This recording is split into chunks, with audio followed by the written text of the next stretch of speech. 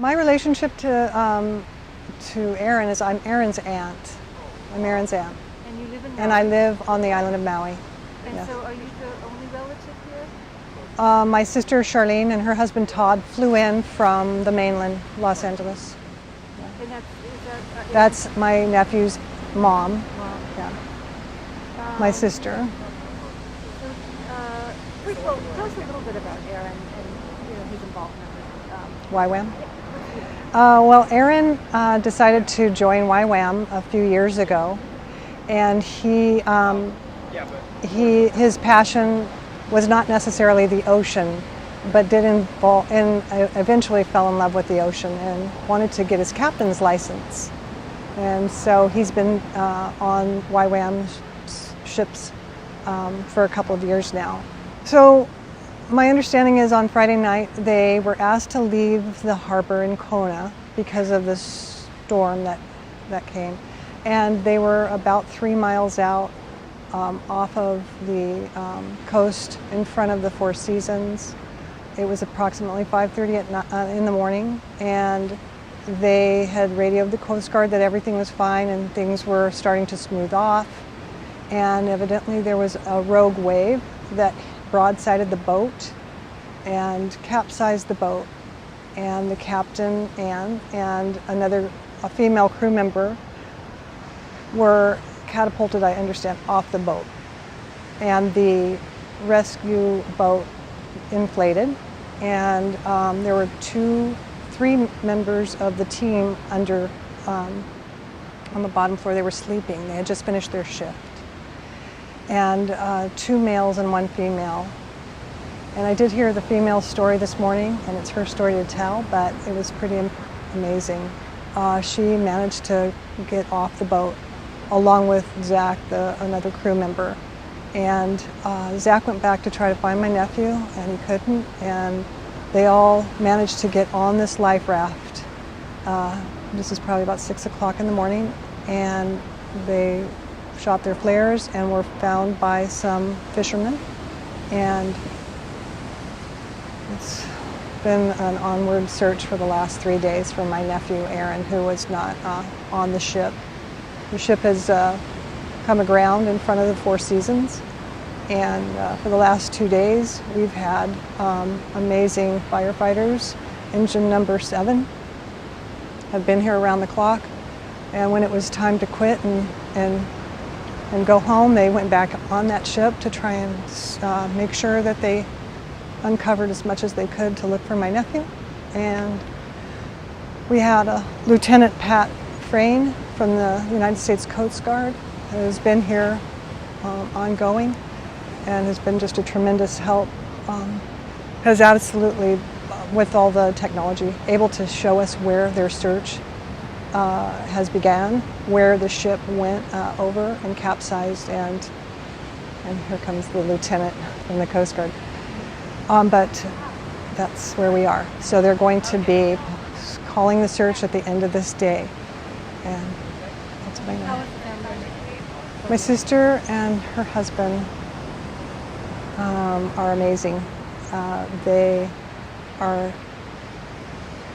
a Christian family, and YWAM is a Christian family. And they're at peace with all this, and we're all quite amazed at the way that the crew members were able to survive this. And my nephew is okay. We're all okay with him at rest. And I know that that's premature, but we have been given many signs that, yeah, he's okay, you know. And how old is your nephew? This is the incredible part. My nephew turned 24 on October the 5th, and our father passed away at 24. And that's a little bit touching, but anyway. Is there anything else I didn't ask you that you'd like to comment on? You know, I've been a Hawaii resident for a long time, and we have 5 sons and 1 daughter, and they're all quite adventurous. And Aaron has been the most incredible human being. He just came to the islands 2 years ago, so it's been a reconnection for our family, our sons and him, which he just came over for the holidays, and we were able to have Thanksgiving, and he was so full of just peace that that's one of the reasons that the family is really at peace. He seemed to be very, very happy in his life's choices. What I read in the paper is he had some issues and troubles before he joined YWAM. Is YWAM kind of helped straighten him out? Without a doubt. And yeah, without a doubt. YWAM, I have such a different, I didn't really know anything. I've had connections in the past with friends who participated in the YWAM program, or their children have. And just the way they have carried themselves through this, and they offered us a place last night.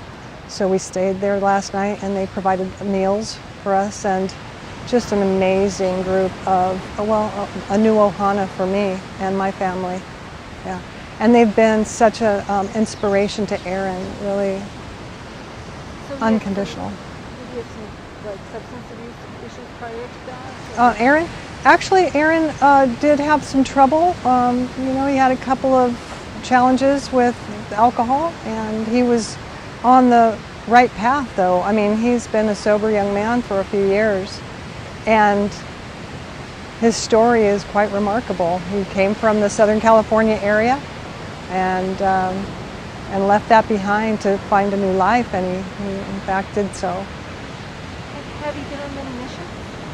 I believe this was his third long-term mission. It might have been his fourth, and yes, the answer is yes. Australia and Micronesia, and I'm sorry if I'm misquoting where he's been, but yeah, these folks are an amazing group of people.